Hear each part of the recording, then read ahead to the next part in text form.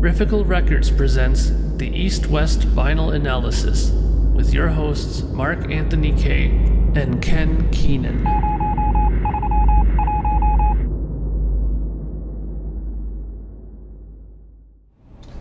Greetings everyone, and welcome to episode number 5 of the East-West Vinyl Analysis. And as you can tell today, it is not only me and Ken, but we have a visitor from the very far, I guess, from where we sit, east side of the globe.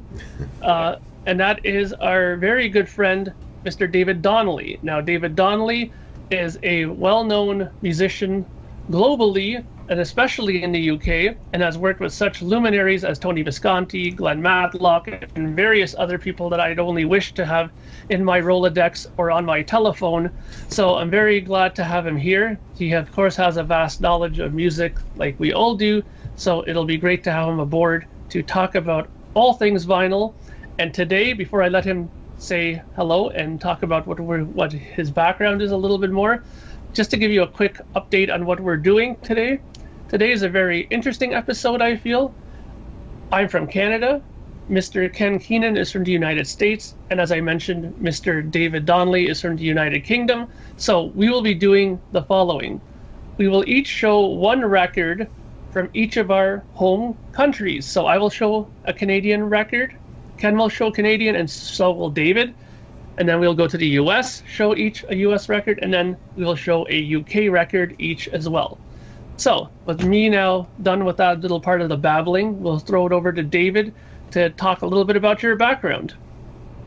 Well, you covered it quite well there, really. I mean, basically, I am a musician for a living, as it were, and have been for the last decade and a half. Before that, I was doing what most people do and trying to get there. And I tend to play beside or, behind much better known artists than myself. But I do have my own projects. Shameless self-promotion behind my shoulder there, which is the Venus Reaction single, which I've put out, which is myself, Amy Conradine from Everrain, Ed Graham from The Darkness, and Glen Matlock from whatever band you choose, but most people will probably know the Sex Pistols, I imagine. So that's a new thing. But basically a jobbing musician, and I've managed to eke a living out of it for the last decade and a half. So that's me in a bag, and I'm a frantic record collector and lover of all things vinyl music and all that sort of stuff. I don't really do sport. Nice. So in case of anybody here who hasn't seen that nice little EP or 45 sitting behind David, if you don't have it, the Venus Reaction, then you definitely should pick it up. You want to tell us really quickly where they could possibly pick up this fine 45? Nice. Yeah, it's because I love vinyl. It's only a vinyl release until probably a couple of months' time. Then it might go to iTunes. I'm trying to hold off on that. But at the moment, you can get it at www.burningshed.com, or you can get it at www.themerchdesk.com. And they're the two people that are internationally sending it out for me and doing a fine job doing it. And you'd know Burning Shed, Mark, because you're into King Crimson and all that, aren't you? Because they after Stephen Wilson and King Crimson, Porcupine Tree and stuff. That's not what my single sounds like. My single is very much just sort of, rocking out, that sort of thing. But yeah, exactly. But I used to work at Burning Shed, so that's why I went through them when I had a job. Very nice. So, before we get started, Mr. Ken Keenan, we cannot forget about you, my friend and voice of reason on the KISS FAQ podcast. So, anything new and exciting going on in the world of San Francisco area? The San Francisco area? No, nothing too much happens out here. I think all the action right now today is over in Atlanta, where the KISS Expo is kicking off, and Vinnie Vincent deal is going on today. Yeah. Meet and greet, I guess. Yeah, so I think we'll be probably flooded with webcast stuff from that, I'm sure. So most likely once we're done this, I might give it a day just to put it up, because I think we might get lost in the shuffle if I put this up right away. So let's be smart. We'll record this and we'll put it up maybe tomorrow. but I'm not going to put it up too late. So anyways, enough of that. Let's get on to our topic for today, which is showing pride of bands from our areas that we live, or our countries, better put. So I will start, if you don't mind, my good friends, with a Canadian band. Now, of course, everybody's going to sit there in the screen and look at it and go, oh boy, okay, Mark's going to be talking about either Rush or he's going to be talking about Max Webster. But no, if you thought that, you're incorrect.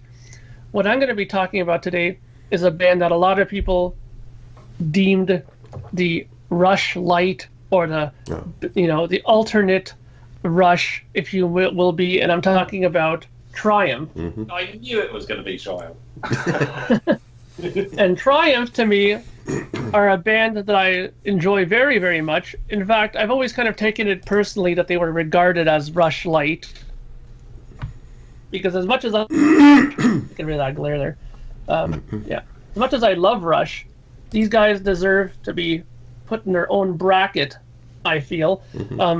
They don't really sound like Rush to me at all. They're a bit more commercial, I find, a little bit more melodic sense to them. I mean, let's put it this way.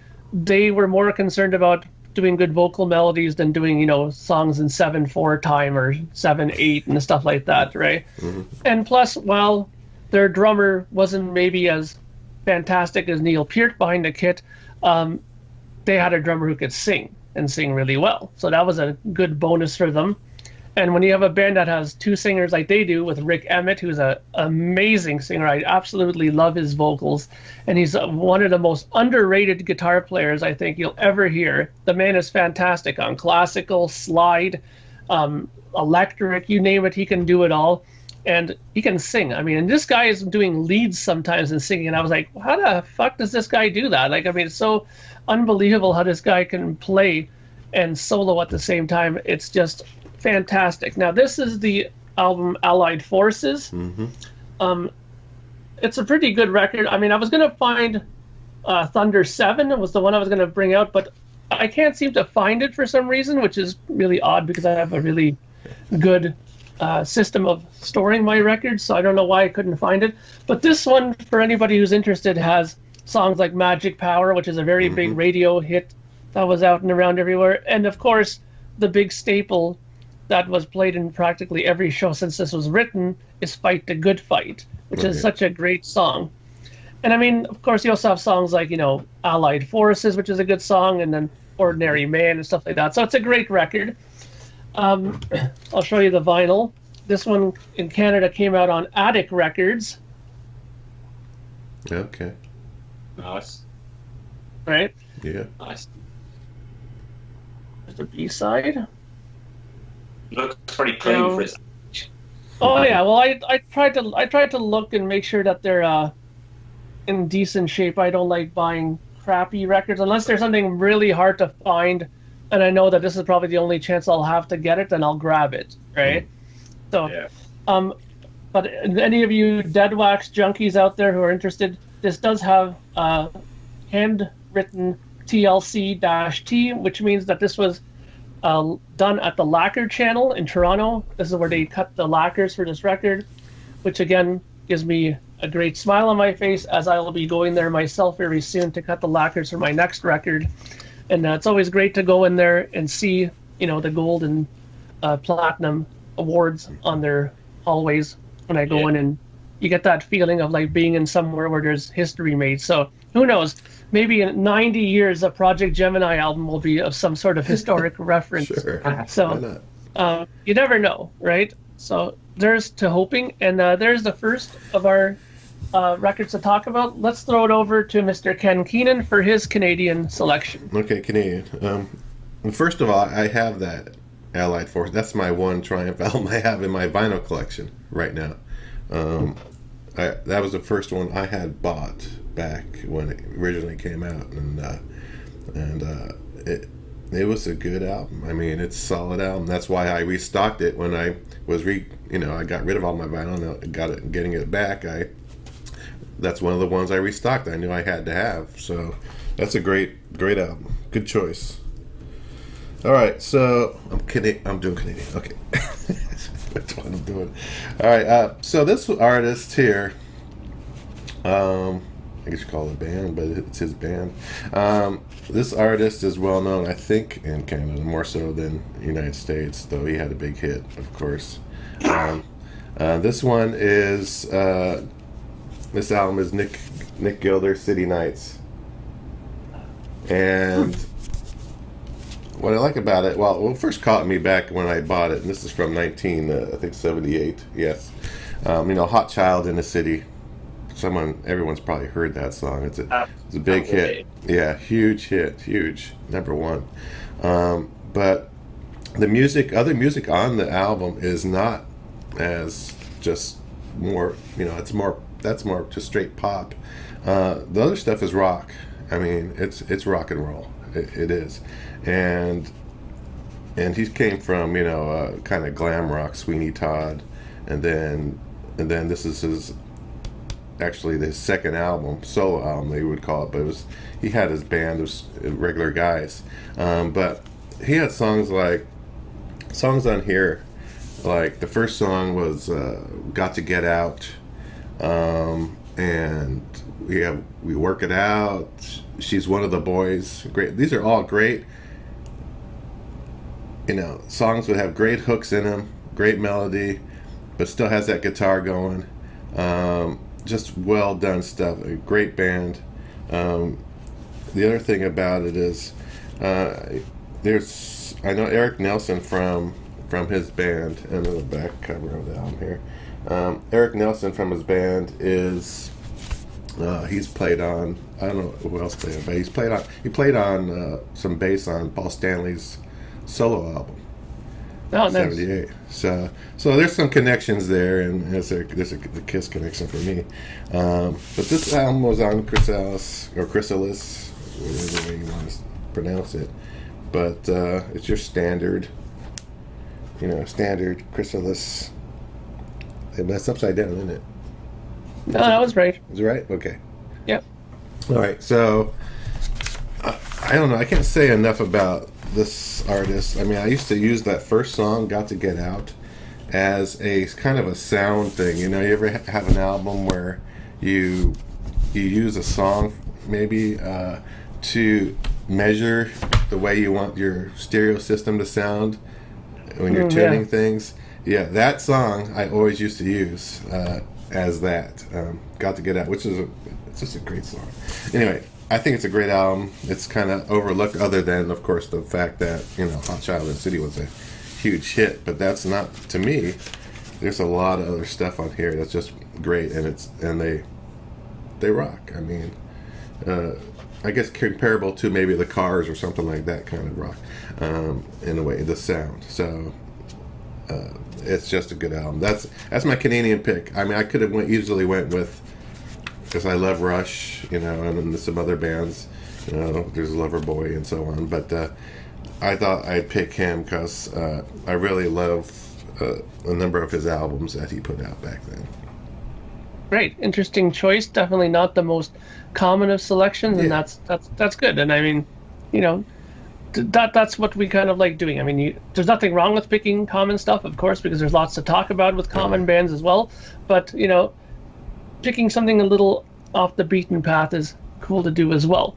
So thank you very much for that selection, my friend. Mm-hmm. And now we go over to Mr. David Donley with his first pick, which is the Canadian, and let's see what you've picked.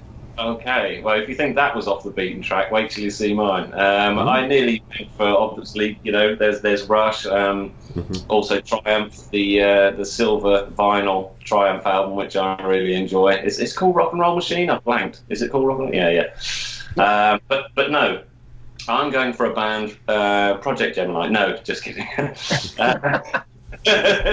But a band from Toronto. And they are called the B-Girls. Huh.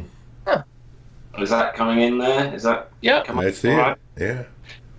Now, one thing that I had trouble with this whole this whole sequencing of what album was I going to choose is because obviously in my career I've gravitated to people I like, and so I was trying to avoid any album that I had either something to do with or I knew someone, and I've completely failed, I'm afraid. So I will admit that I'm friends with Cynthia from the B Girls, but I did know about the B Girls way before I ever met her. So I hope you'll take that as the truth. And but the B Girls, they had one single in 1979 called "Fun at the Beach," and they're just kind of like they're like a sort of trashy, sort of Blondie, Go-Go's, B-52s, that sort of thing. It's not distorted guitars. They're just great, and they were Toronto's first all-girl punk band, and I'm sure there's a few people screaming at the screen, going, "Yeah, but they went to New York really quick." Well, yeah, they did. They went to New York, and they kind of they did the whole sort of Johnny Thunders set and all that sort of stuff and what have you. But they are a Toronto band. Cynthia still plays in a band called New York Junk, who are amazing, and they've recently done some Reformation gigs, but just with Cynthia and the singer. But I just love this album. It's they did put out a CD in 1997 of like collecting their stuff together, but up until that point, literally there was just this one 7-inch single, and so I was so chuffed, not being a particular fan of CDs unless you absolutely have to, that they put this album out. You get a very nice, you get a nice insert with it as well. Oh, nice. And some stories on the back. And the thing is, like, their producers, they were produced by Mick Jones from The Clash, Craig Leon, who I think did Blondie. Track 6, which is Two Hearts, was produced by Deborah Harry. Nice. And it's got some great thing. But the beautiful thing, they did 2 editions. They did a pink vinyl edition, which I believe is still available, but they also did a very limited pink splatter that's nice. sort of thing, and it's an absolute beauty. And just say, I did try and avoid people I know and people I've played with and all that sort of stuff, and but I genuinely would have picked all 3 of these albums that I'm going for if that had not been the case, because I loved them before I knew these people or I sort of fell into their path. But I see Cynthia from time to time in the UK. She lives obviously in America, but or Toronto. I'm not quite sure where she is at the moment, but so the B Girls, and the album is actually called Bad Not Evil, which is quite cool. But it's like I say, it's kind of surfy, kind of sort of thing. But they were just so full of attitude, and so Canada-wise, that's my pick. Well, you know what? That is a really fantastic pick, and the fact that it's something that you have a connection to, I think, is not an issue at all. In fact, me and Ken usually have things when we do these episodes where there is some sort of a connection. So if your albums are all things that you're connected to, that's even more fantastic, because that gives it a sort of a theme then, right, within your selections, right? Yeah. So I think that's great that you're going to do that. I can't stress enough, though, that I was fans of these bands way before I ever sort of, became a pro musician, or even a lot of them are teenage things, so I'm just really lucky in my career to have ended up not only sort of playing with some of my heroes, but meeting a lot of the people along the way, and I go, oh my god, it sounds. I try not to be too fanboy about it, because and the B Girls were delicious looking ladies as well, and still are. So there's always that side of things as well. So musically, it's just spot on. I love it. It's great fun. It's just really good fun stuff. Great. So we'll definitely keep an eye out for that. I know, just like Ken, I'm also a big fan of the colored vinyl stuff, so that's always an appealing factor to these sorts of selections that we pick. So that's great. So we're off to a rolling and revving start here with our Canadian selections. So let's move over to the United States selection, and because our friend Mr. Ken Keenan is a resident United States person, he will be up first with the United States selection. Okay. I'm not going with the obvious, which would be Kiss. I'm not going with it. I'm not going to do it because, we talk about that so much already on the other podcasts. So I'm going with another big band from United States who have, two brothers but they originally were born somewhere else, right? You're probably starting to know who this is, but It's Van Halen, 1984. This one is a promo here, copy of 1984 on this QX2 vinyl, which was, you can find some out there. Supposedly this is more like a virgin kind of vinyl and better quality, and it's supposed to sound better. And well, this one does sound really darn good, but lots of it's the music itself, right? From this, yeah. So this is a weird album cover too. If you know, you do. Usually you just turn it like this and it's right side up, but no, they did this. We have to flip it this way, and you get the back side of the cover here. But songs like, I mean, people have heard all these songs. Jump, Panama, Hot for Teacher was huge song, video. Everyone's seen the videos. But the other songs are great too. Top Jimmy and Drop Dead Legs. I'll Wait, which I think is just a great, well-written, catchy song. It's not a heavy song, but this is the album that had the more keyboard, synthesizer, whatever was coming into the fray for them, but not overboard. It was still good, but it's kind of the beginning of the end for the David Lee Roth era, the first era there, because he wanted to do more just the heavy rock, more so than Eddie did, actually, if you read some of the books. The vinyl here, there's nothing about it on here about it being promo or anything like that, but it's your standard at the time, your Warner Brothers label. So it's pretty standard. It's pretty clean record. I don't know how I got such a good copy.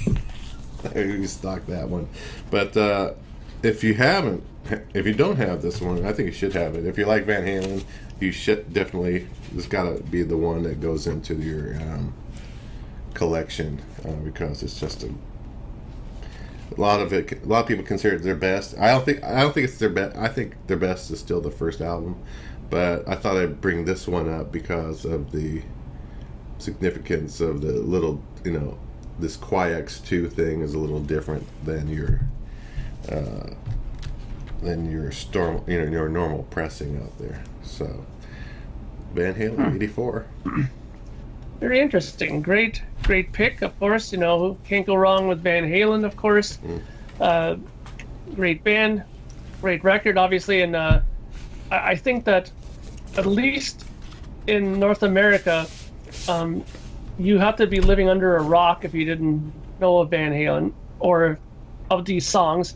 And, considering how many records this sold, like well over 10 million or 15 million. I think 10 million, yeah, for sure. Yeah, I think there are a lot of homes that have this record in it. So I think that it's an interesting sort of phenomenon that Van Halen was. It was just probably at everybody's turntable at one point. So interesting choice. Thank you very much, Mr. Keenan, for that one. So let's go over to David next, because you'll be doing the UK one first, so we don't want to have you back to back. So let's go next and have you with your United States selection.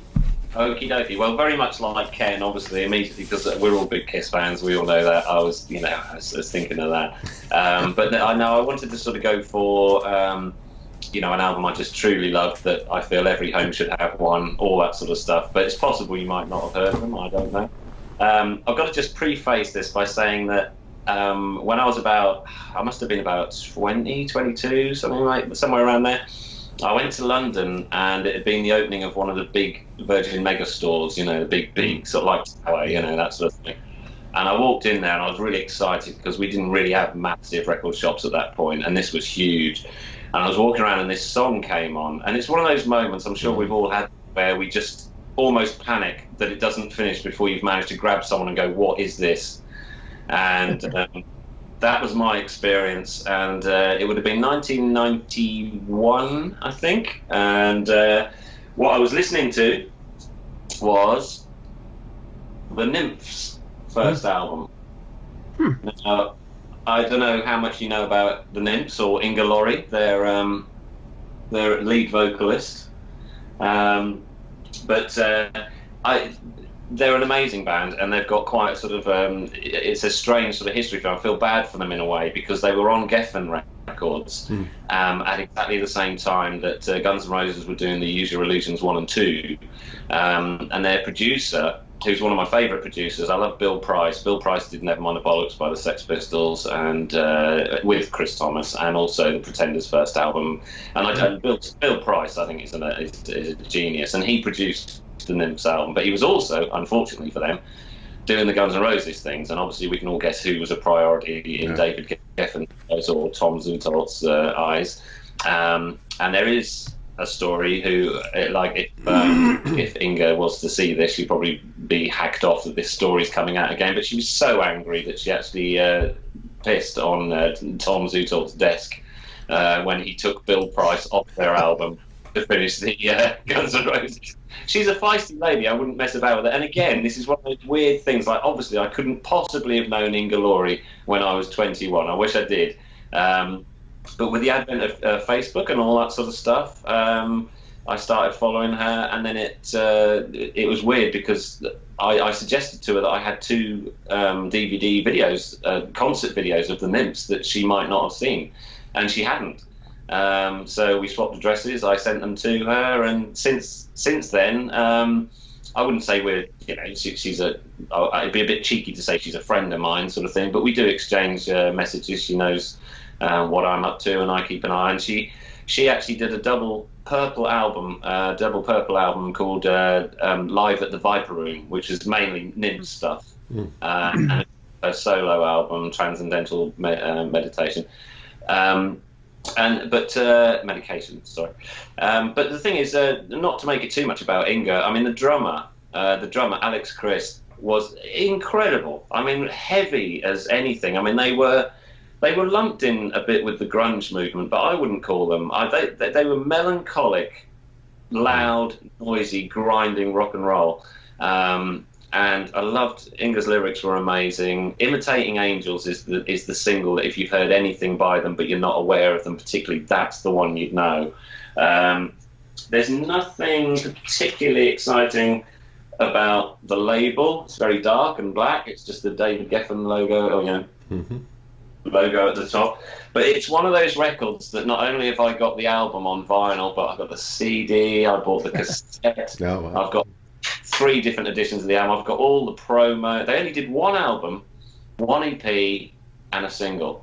And I've got multiple editions of all of them. And it's one of those things that I call it screensaver music, in that if I can't think what I want to put on, I'll just put the Nymphs album on while I'm waiting. Do you know what I mean? Yeah. We've all got one of those albums where I don't know what to play. I'll stick the Nymphs on for the moment. So that is my American choice. I wish they were... I wish they hadn't had to finish after 1 album, but they were a crazy band as well. They were, there was a lot of lots going on behind the scenes. If you Google them, you'll read all the stories. But that one album is just spot on, and I absolutely love it. So yeah, the Nymphs by the Nymphs. That's my American pick. Excellent. Another selection that I was not very aware of at all, to be quite honest. I'm not sure about Ken, if you're aware of this band or not. I remember hearing of them. I don't recall if I've heard the music or not, but I'm going to have to now search it out and check it out and listen. If you start with the video, go to YouTube, put in Nymphs imitating Angels. It's a fantastic track and a good video as well. And they did some really good. They did some really good videos actually. Yeah, good funny one. Sad and Damned has got Inga eating a bowl of maggots. No, that's always refreshing. That's nice.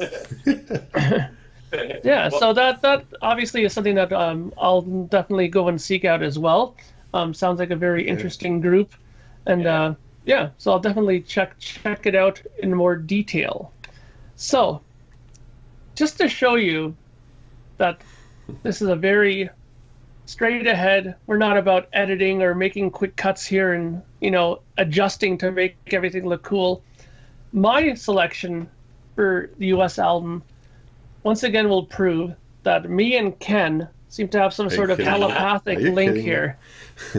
And that while we don't have the same album selected, I have the same band selected as him. Ah, Now, let me preface this before I show which album I picked by saying that when I was 15 years old, I was started playing guitar by this point, and I was, learning my Tony Iommi licks and stuff like that. And so I was getting better and better every day. And I was starting to think, I'm doing pretty good.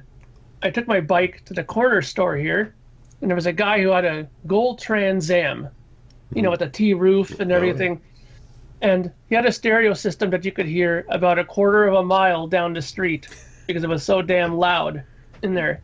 And all I remember is going towards the store and hearing this guitar just blaring, like just this soloing out of nowhere. And as soon as I got close to the store, I just heard this near, like this repeating echo tape delay going on. And then after I scratched my head and going, what the hell is that? And then as it started fading out, hearing the infamous start up, I'm like, what the hell? Mm-hmm. And then I realized that I was hearing something that would forever shape my playing as a guitar player, because when I bought this record, I think my jaw was on the floor for about half an hour before I picked it up finally and realized that I had just heard some miraculous man on guitar. And of course, we're talking about Van Halen 1. There you go. Right? Yeah. Now, as a guitar player, I highly recommend that if you're starting guitar, or even if you're an intermediate guitar player, if you don't own this album, you're doing yourself a great injustice, because this is a record that's pretty much cut live off the floor, very minimal overdubs. So to hear Eddie playing this stuff with the band live off the floor is just awe-inspiring in itself. And I mean, he had so many things going for him, like that whole Phase 90 sound with the pedal whenever he would do some of his solos, and Atomic Punk when he do that hand scraping thing with the beginning at the top there. And there's so many things that he did that made me as a guitar player sit down and finally say, you know what, I think there's more to this guitar playing than Tony Iommi and stuff like that. There's got to be more to it than this. And don't get me wrong, I love Black Sabbath. They're one of my favorite bands of all time. But it was my goal when I was younger that by the time I was 18, I'd have to be able to play Eruption. And I got that finally down. I mean, now I'd be probably a little rusty playing it now, but it's been years since I've tried to play it. But at one point, I had that down pat. I mean, I had this record figured out top to bottom. I could sit with my guitar, put the record on, and play with the whole thing from beginning to end. I was that hooked on this record. Now, that to me is a sign of a great record. I mean, it doesn't matter if it sells 10 million copies or if it sells 50,000 albums. Sales are irrelevant to me. This is the U.S. This is the Canadian. Yeah, Canadian. Right? Am I right here? Yeah. I think you're This right. is the Canadian first press. So this is the first pressing on the Burbank Warner Brothers label. As you can see there. Now, I'm not sure how many of you have been following my channel of late, but I just recently did a Vinyl Tag 2018 video that I just put up. And I mentioned as one of my records that has special meaning to me, I have the test pressing of this record. Yeah, nice. Now, that is the only time I've dared spend upwards of about $300 for anything in my life. But to me, it was worth every cent of it, because not only was it fantastic, I mean, it was sonically fuller.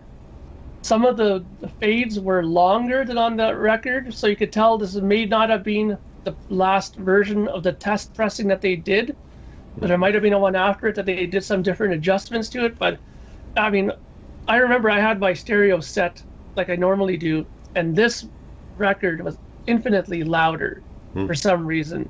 Like, it was cut louder, so it was a very interesting listen to this, and I mean, and I also heard for a fact that I know that Atomic Punk, his vocals are louder by a hair on that test pressing than on the normal version. So it's interesting to have these kind of things. That's why I love test pressings, but they're, unless you buy them right when bands are offering them, when the records are cut, if you wait 5 years, they're going to be a hand and 6 legs and a testicle to buy. So, you got to be careful with that, right? I mean, you got to buy them when you can, right? So that is my U.S. selection. I'm sorry, my friend, that I picked the same band as you, but we're not going to do any kind of edits and shit like that. We picked the same thing. We picked, Can I ask a question, Mark? Yeah. Okay, and be honest, because when you first started trying to play Van Halen stuff, did you, like me, not realise that you had to use your other hand as well? Oh, the tapping bit. Yeah, because I remember when I first got that Van Halen thing, I was trying to, sort of play as fast as you possibly could with one hand, and then a friend of mine just went, "No, you take this finger and you do that," which, and I just didn't know, and that just opened up a door for me. I mean, and I must say that the bands that I was in at that time, every guitar solo was boring as hell because all I did was just go, because I just. Did you know that? Did you know that you had to use two hands? I did, only for one reason, because I was a big collector at that time of Guitar for the Practicing Musician magazine. Okay. And every month they would have 5 songs transcribed on there, and they had lots of Van Halen stuff. And but the thing was, when I was looking at the tablature, I was always going like this whenever they would have that little T over top of that note. I'm like, why? What the hell is that T? And I finally go back to the legend and say, tap on with right hand. And I'd be like, and it would show you like either your index finger or your middle finger, which to use for it. And so I was always like, what do they mean by that? Until I finally saw, like, for example, when they showed the You Really Got Me video, Eddie did that in the video. So I was like, oh, so that's what he's talking about, right? So I had the advantage of that when I started learning it. So there you go. I also think it's a bit cruel for you to say that if you've just started playing guitar, you need to listen to that record. I'd just give up if that was you.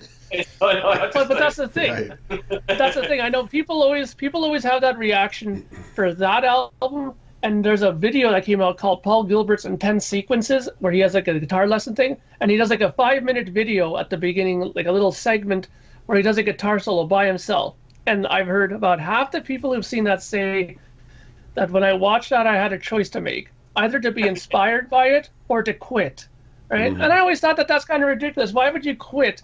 Why not just be inspired by it, that you can do that, you know? I guess so, but my dad, bless him, took me to see the jazz drummer Buddy Rich when I was about 8, and I was a drummer first. I didn't pick up guitar until punk came along. But and I remember watching this concert and walking out of there thinking, why am I bothering? Why bother? Yeah.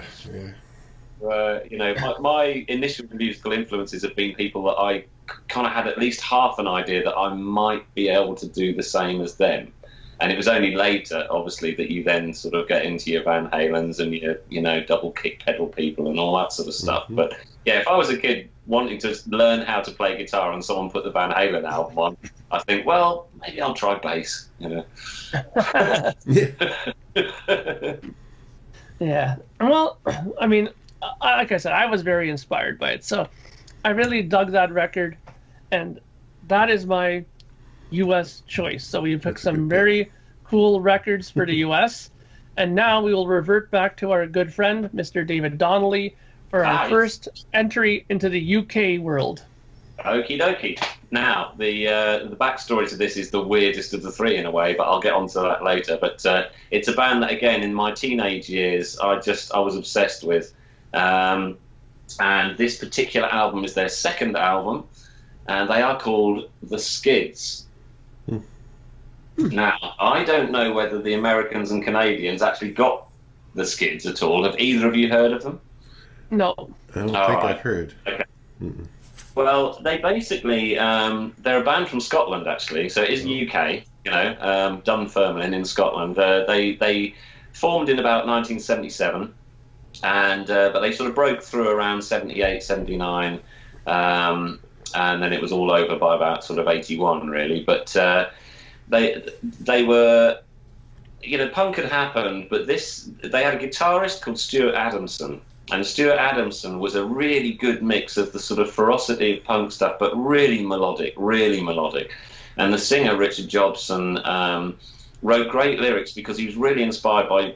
Don't take this the wrong way, but he was inspired by poetry and things like that and what have you. So it wasn't the kind of usual screaming at the world type stuff. It was kind of, he referenced different things, and that was interesting to me as a kid, And this album, Days in Europa, it followed the theme through from the front sleeve and the back, and you got a really nice insert with it, which had the band members on, and then on the other side, you had the lyrics, and even down to the label, you could sit and you had that on one side, which I would call yellow and red, and then you had the red and the yellow on the other side. And there's absolutely nothing in the Dead Wax on this one except the catalogue number, so I'm sorry I can't give you anything exciting there. But their first album, Scared to Dance, was fantastic, and it was just guitar, bass, keyboard, guitar, bass, vocals, drums. Now, Days in Europa was produced by Bill Nelson. Now, I'm looking at Mark here more, maybe. Bill Nelson, does that ring a bell? He was in Bebop Deluxe, which was slightly proggy. Kind of band. Yeah. Him as a producer, he brought in things like arpeggiator, synths and stuff, but not in a massive way. It's still a guitar-driven band, but it had that extra slightly electronic thing to it that really gave it an extra layer. The singles off it, Animation, Charade, Working for the Yankee Dollar, one for you, Ken.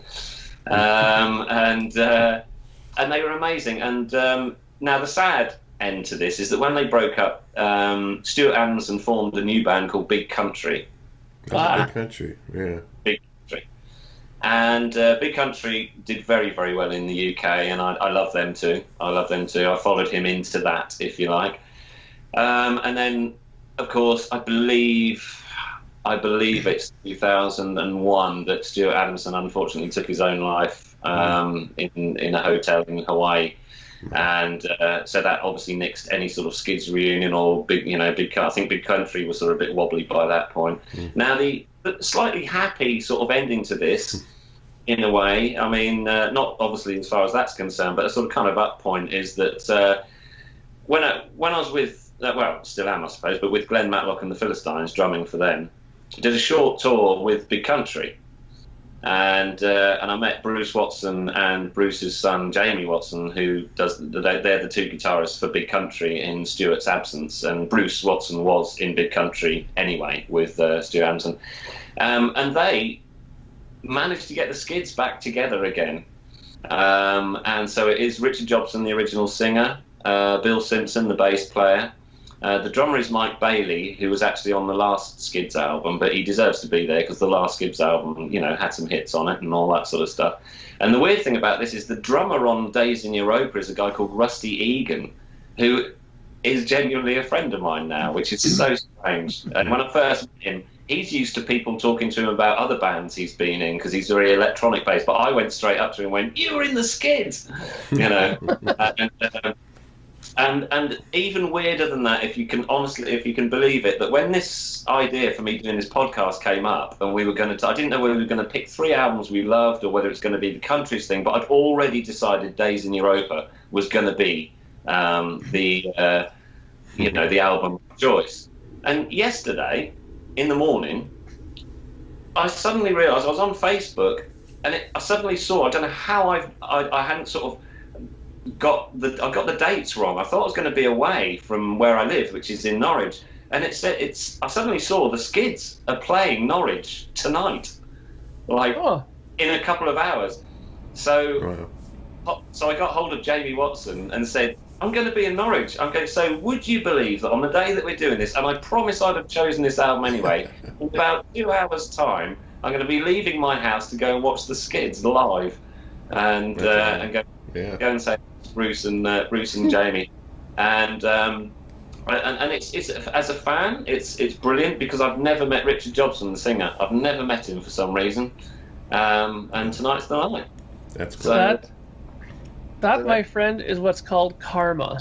And whenever it happens, you have to embrace it and hug it, and fully accept it, and have a great time tonight, because those kind of things never happen, or rarely happen to people. So to take it as a sign, my friend, take it that you want to go back out into the scene, get yourself reinvigorated again, my friend, and enjoy it. I spoke to Jamie this morning on the phone just to let him just confirm that I definitely would like a guest list, please, and what have you. And then I said to him, I said, "You're never going to believe what I'm doing later on."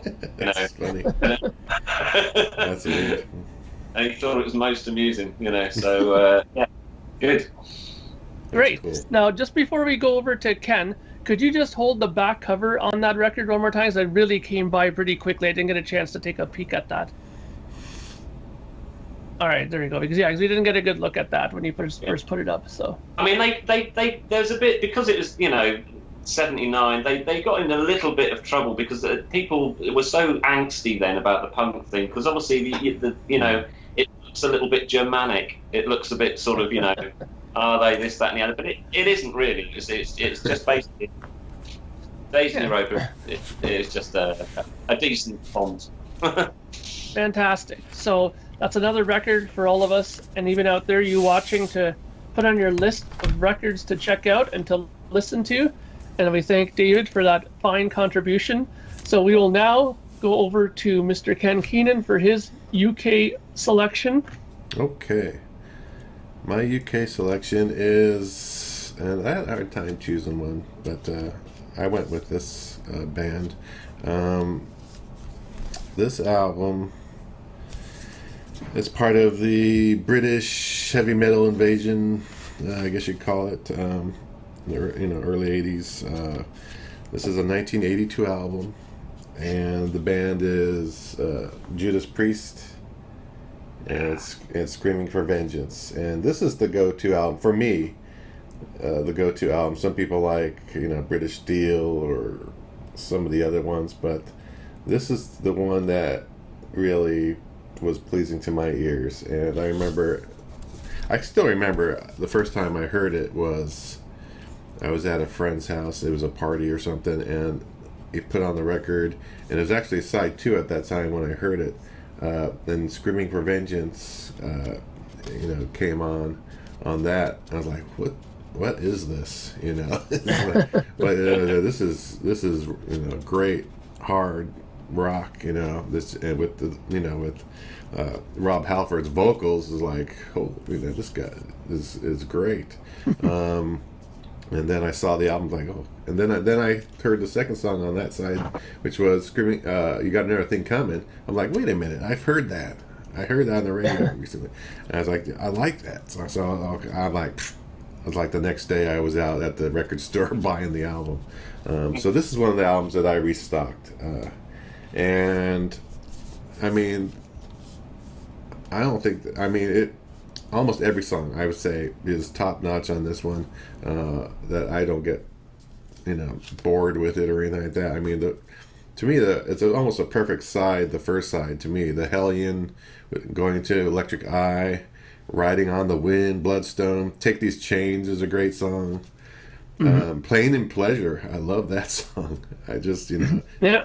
You bring me pain, or you give me pleasure, or whatever way it goes. But that is just a great song. So, if a lot of people know Judas Priest. If you don't know who they are, or if you listen to this one, this is a great rock album. It's the one I like best from them. I know they have a lot of good stuff. Yeah, this one. Let me bring out the actually vinyl here. I have it. It is Columbia Records, American release here, pressing.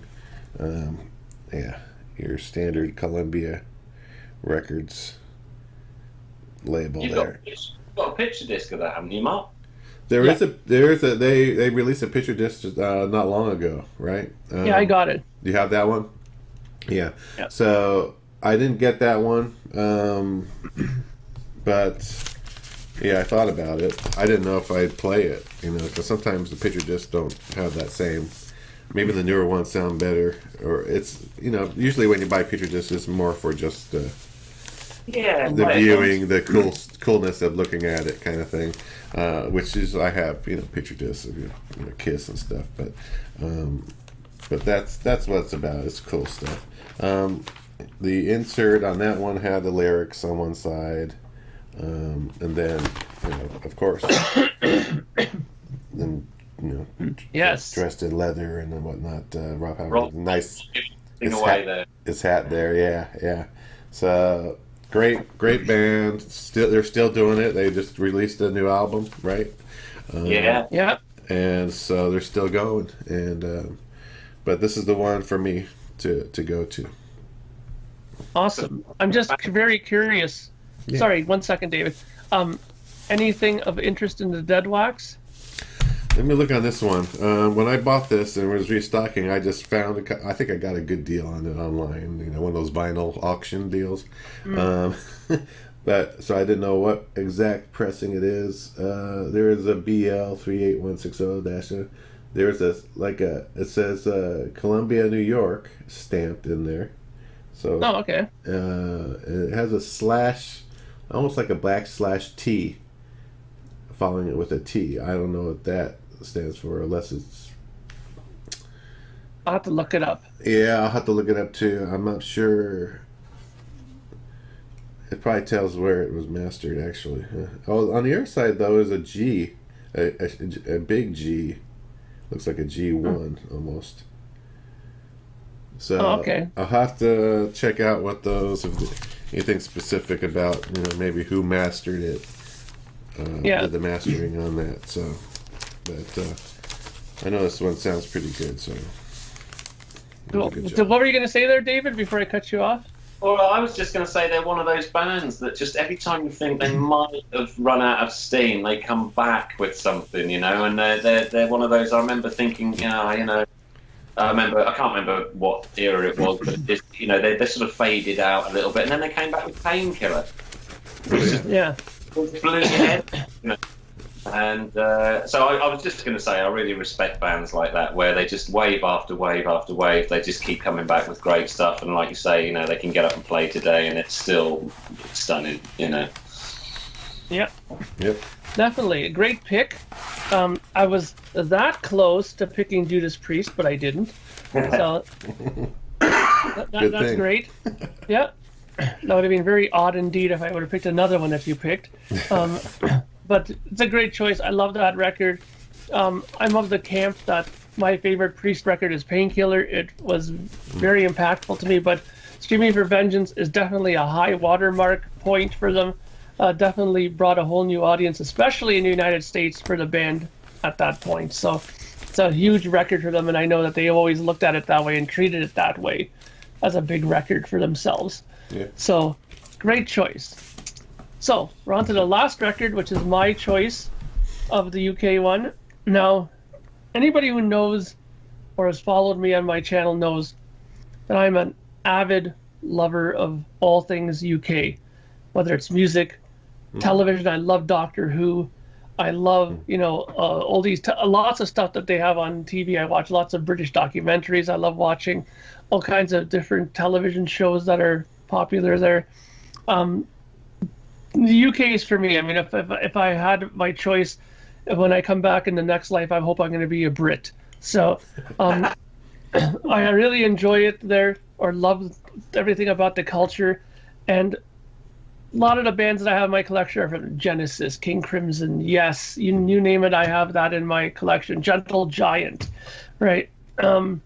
Caravan, right? But this selection is something very precious to me, very important to me, because it opened up a whole new world of music to me. It inspired me in my Project Gemini recordings to take that step forward and to sing myself, because when I heard this guy sing, I knew that if he could get away and making fantastic records with his voice, he's not a bad singer, he's great, but he's not one of these guys who's like, wow, like Halford or nothing like that. He's just a regular, normal voiced singer, right? Who can write great songs and use a normal voice to get his stories across and his singing across. And more than that, he's a good guitar player, and he's a highly respected producer and remixer. And lots of people have gone to him. I think you guys might be getting on what I'm talking about here, but he released a record, and I'm trying to remember what year it was. This is the 2013.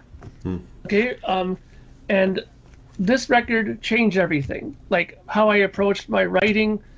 I just love it. I have every form of this. It's on album, CD, Blu-ray, audio, everything that this came out on, I have. So I won't make you wait any longer. It's Steven Wilson, and this is The Raven That Refused to Sing in Other Stories. This record just totally opened up everything to me. I mean, I started getting interested in production. He got me interested in, the whole 24-bit 96K Blu-ray audio mastering stuff. He got me into all this stuff. He got me into just approaching things differently. Like his whole view on mastering is like, why even bother remastering? If it sounds good after it's mixed, why screw it up? Like his approaches on stuff were so different at the time that it made me rethink everything. And so when I do my mastering now, I take it with that approach that, you know what? If it needs a little bit of compression, maybe a tweak here and there, and that's it, then that's fine. I don't need to smash it with a limiter. I don't need to do this and this just because everybody else does it, I don't need to turn into audio sausage where it's just this huge square wave across. I like dynamics and I like movement in my music. So this record started all that. Now, I know that nowadays, because Steven Wilson is so well known now in the music world, some people are kind of actually almost frowning on him now. But that's what happens when people get so overly popular. Then you start getting that element of people that are kind of like rolling their eyes whenever they hear his name now, right? But I love this record. And this, like I said, I mean, I can't state this enough, that this record changed absolutely everything for me as far as writing music. Because I mean, I always loved Yes and all these other bands, and they have their styles and stuff like that, and I'll always like those bands, and that'll never change. But this to me represented the next phase of progressive music in this world. Because I mean, and everything on here, like there's the luminal side A, which is just 12 minutes. Side B has Drive Home, which is a pretty popular song off of here, and The Holy Drinker. So there's two songs, one 10 minutes, one 7 minutes. Side C, The Pin Drop, which is 5 minutes long, and then The Watchmaker, which is 12 minutes long. And then side D is The Raven That Refused to Sing, which is an 8-minute song on here. And I mean, everything on this record connected with me. I mean, Alan Parsons worked with him on this, engineering it with him. And the thing that I loved about it too, that again, anybody who's been following me will see the connection with this, is that he mixes everything at home, on his own system, at home. He does his stuff in his own environment, and I love that, and I do that myself too now because of that. And I'm not going to compare myself and say that I think that I'm a singer like Steven Wilson, but I can see more connection vocally to him than other singers that I've heard, because I don't try to do, like I said, crazy high singing. I like to try to sing in my own natural voice and sing what's comfortable, and I think he does that too. He doesn't try to do any acrobatics with his vocals. He just tries to make a good lyric, a good melody, and a strong song. Musically it's fantastic. And I mean, I can highly suggest that if you don't own this record, if you're going to own any Steven Wilson record, own this one. Okay. This to me is the start point for Steven Wilson. That's interesting. I'm curious to get your reactions on this, both Well, of you. Like, what do you think? first of all, to me, Steve Wilson. When you said Steve Wilson, I thought, is that the guy who does mastering? Yeah, Stephen Wilson. Yeah. And I have the Chicago 2 album that he did a new mastering of, right, and mixing, stereo mix, I think, of it, and it's great. It's great, and that's the first I heard of him. So to now know that he's actually doing his own music is even more interesting. And now I'm thinking, okay, this album that you're pointing out, I'm gonna have to now listen to it. If you're saying it's like the new progressive kind of style, and it's influencing you, it's got to be pretty darn good. So I'm gonna check it out for sure. So, but that's what I first heard. I thought, is that the same guy? It is. So that's good. I'm gonna check it out. Yeah, well, I'm stuck as to what to say because I don't know. Are you aware, Mark, that I know Stephen? No, I don't know. All right. Oh, you know him? Yeah. This is weird. Wow. So yeah, I could give you his address in England. You can master your album, Mark. Well, trying to keep it musically based rather than going on about lots of Stephen Wilson stuff. And by the way, it's Stephen, not Steve. Don't make that mistake. But no, I mean, I first met him in 1992, I think it was, when Porcupine Tree were quite small. Well, it was a tiny little venue in England that I went with a friend. Funnily enough, the same friend that I went out for a meal with last night, who's Stephen Wilson's merch guy. So there's a connection there. But no, I mean, I've done some sessions with a guy called Stephen Bennett who plays keyboards for Stephen, and as I just said at the opening of this podcast, I worked for Burning Shed for 4 years, and Burning Shed distribute anything to do with Stephen Wilson, basically. Yes, exactly.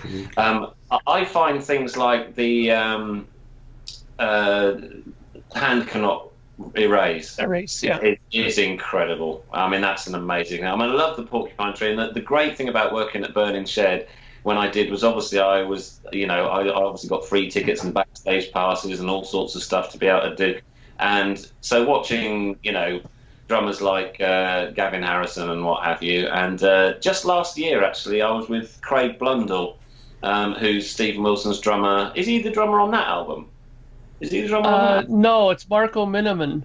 All right. Well, Craig Blundell's definitely Stephen's drummer for the last couple, or something like that. I don't know what the chronology is. But no, my path and Stephen Wilson's paths have crossed quite a bit since the early 90s, really. And I do think, like I say, that aside, he's just a genius. He really is. And like you say, if people want to raise their eyes because he's a bit omnipresent, doing 5.1 mixes of, King Crimson and this, that, and the other, and what have you. Well, the guy's a workaholic, but in a good way. He loves music and he loves sound. And I can tell you from, talking to him personally, and that none of it's false. None of it's a money thing. He's just absolutely obsessed with sound, and I think his dad made him his first sort of tape recorder, and showed him how to make it. And I believe effects boxes came later and things like that. And so another friend of mine, Tim Bonus, has a band called No Man with Stephen as well, and I've seen them several times as well. Tim's a lovely fella as well, but both of them, they're absolutely genuine in terms of, I don't believe that Stephen Wilson has ever played a single note that he didn't believe in, and that's what attracts me to it, is because if you want to be cold about it, he could stop making music now, never make another penny in his life, and he'll live quite happily for, he's done very well, but that is not his driving. I don't believe that's his driving force. His driving force is to create beautiful, touching, rocking, noisy, quiet, loud, brilliant soundscapes. And you're absolutely right about him on there. And like I say, this isn't coming from the point of view of someone who knows the bloke in question. As he's another musician, and he's a damn fine one as well. So I like that selection, but it's weird that you chose that. Like I say, this was always going to be awkward. Yeah, well, I mean, actually, Mark, I mean, when we're off air or when we next speak and that, I'm going to have to show you the various Stephen Wilson collection, because obviously working at Burning Shed, I picked up some cracking stuff. I can imagine. So yeah, we'll go through that at some point.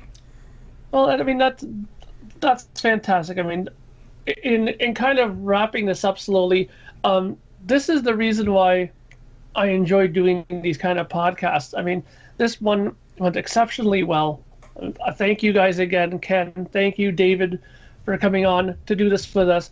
I mean, this is the kind of thing that I always hope we can accomplish with these kind of podcasts. Is not only do we talk about music that we like, but we got into some more, minutia about certain things, whether it's about the people that you've worked with, David, or some of the stimuli behind why we bought some of these things or why they're important. I mean, these are all things that I think people enjoy hearing, and I love hearing myself. So I'm very grateful for learning all kinds of things from David and from you, Ken, as well, about why you get what you get, or why you listen to what you listen to, or where you pick up your records from, and some of the background that David has and who he's played with. I mean, this is fantastic. This is the reason why I think this kind of a podcast is fun to do. And I think I can speak on Ken's behalf and say that I hope maybe in the future we can have you on again, David, to maybe do something again, maybe something maybe different, or something again of the same lines whenever you're free. I would love to do it, because I've watched all your East Meets West podcasts, and the thing is, what I love about it is when you come up with something that, like, okay, here's one. Don't take this the wrong way, Ken. But it's all right. I watched the one where you pulled out a Billy Joel album, right? Oh yeah. And I immediately thought to myself, no, I'm not into that. But you spoke about it so eloquently and with such, joy. I had to check it out. And I won't lie and say that I'm a Billy Joel fan now, but I found something in it that I would never have bothered with beforehand. And it's the same with, like, maybe, I mean, you like the Cars, don't you? And I'm a big Cars fan. I say to you, if you haven't heard the Skids, listen to the Skids animation on YouTube. It's a bit Cars-like-ish, because it's still guitar-driven, but it's got keyboards. It's learning off people like yourselves, and definitely on Mark's podcast, because I did the Burning Shed stuff and with Porcupine Tree and all that sort of stuff. I did know a little bit about prog type stuff, but I've really started to get into it since watching Mark's stuff, going, well, yeah. I will check out that Yes album, because I've ignored them for all this. But if somebody's that passionate about something, there's got to be, and somebody who I like and someone who I respect as a musician as well, there's got to be something in it. So I would absolutely love to do another one with the two of you, and maybe we'll pick our 3 albums we think everyone should have. Maybe we'll do the countries thing again. But yeah, I mean, these sort of podcasts, I absolutely love them, and I've watched all of your stuff, and that's kind of why I made a connection with Mark. We're obviously both musicians putting out independent releases, etc. So we've got that in common too, But yeah, it's been an absolute pleasure. I love it. Love it. It's cool. Great. Anything you want to add in the end here, Ken, my friend, before we wrap it up? No, I mean, I always pick. Sometimes I pick albums that are, very popular, that have been popular, or and there's other albums that, yeah, I know they're popular, but then there's other music. For instance, that Billy Joel album. There's other music on there that were not hits, but they're very good. Yeah. Songs and interesting songs, and just the whole structure of them are very cool. So that's why I try to turn people on to some of the other stuff that they think, oh, well, I've heard those other songs a million times on the radio, but yeah, you heard that, but you haven't heard some of this other stuff that's on there. So that's why I picked. Yeah, that's a great point. I mean, sometimes people wrongly label a record based only on what they hear from the singles and think that that's how this whole record sounds, and I think that's incorrect. I mean, just the other night we did a recording for the Yes Music podcast where we're discussing the singles now that were released for each record, and we're on the Yes album now, the third record, and we were always saying, like, you know, like for example, the single released off of that was Your Move, I've Seen All Good People, right? Oh, yeah. Now, if you were to just listen to that, you would think Yes is a folk act because it's, you know, 12-string Right. Portuguese guitar and something like that. You think, okay, this is going to be, you know, unless I like songs about elves and stuff like that, that's what the kind of thing I'm going to like. But it's not that. I mean, you have songs like Yours Is No Disgrace, Starship Trooper, real great progressive songs that you would have missed if you didn't take a chance and listen to it. And I think that's what Ken does that's really good.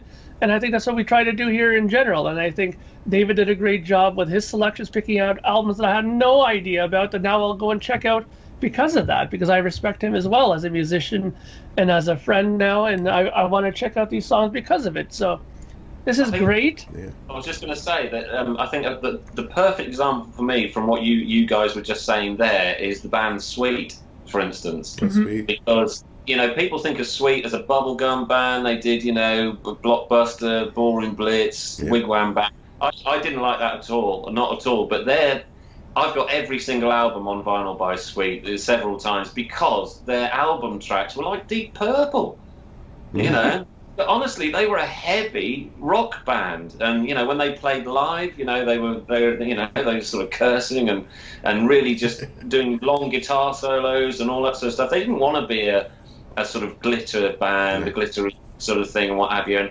I kind of just avoid the singles, but their album tracks are, you know, unknown by and large. Yeah. But they are so heavy when they're allowed to be, because they weren't allowed to write their own singles, but they were allowed to write their own B-sides and album tracks. So, you know, Sweet are the perfect example of what you were just saying, Mark. Great. I mean, there you go. The more information that I didn't know right there. So this is great. Again, I think that we should do it again. I think we will. At some point in time, we'll definitely get a hold of you. I know your calendar and your schedule fills up quickly, so we will be in touch. Of course, I talk to David a lot, so I look forward to organizing that. Mr. Keenan, I see you regularly every week, and we talk a lot about things. So, as usual, we'll get everything hooked up and organized. Thank you again, everybody, for watching. This has been a fantastic show, I think. I think everybody out there will love it and enjoy it. Feel free to leave your comments. Feel free to subscribe to the channel. And be sure to check out David's single there, the Venus Reaction. Check it out. He already gave us your information on how to order it. Go back to the beginning of the show and check it out if you've forgotten already. And I'll even put the information in the description at the bottom.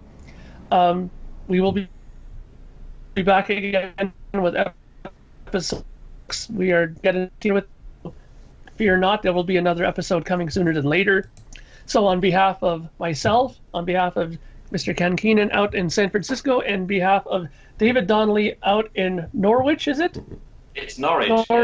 Norwich, Yeah. There you go. I'll say hello to the skids for you tonight. Thank you very much. And so we will say thank you very much for watching, and we will see you all next time. Thank you again.